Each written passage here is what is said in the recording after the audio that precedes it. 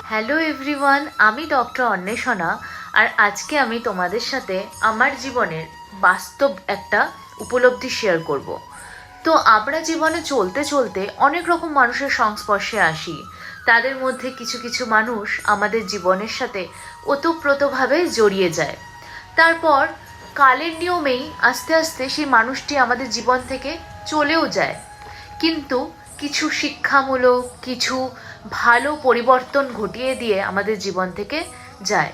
সেই মুহূর্তে দাঁড়িয়ে তোমার মনে হতে পারে যে কেন আমার সাথে এরকম হলো। আমরা প্রায়শই ভগবানকে প্রশ্ন করি যে কেন আমার সাথে এরকম হলো, কেন ওই মানুষটি আমার জীবন থেকে চলে গেল, আমি তো কোনো পাপ কাজ করিনি, আমার সাথেই কেন এরকম হচ্ছে। এগুলো মনে হয়, কিন্তু মনে রাখবে ভগবানের সিদ্ধান্ত তোমার চিন্তাভাবনার থেকে অনেক উপরে। অতএব তার উপর বিশ্বাস রেখে এগিয়ে যেতে হবে।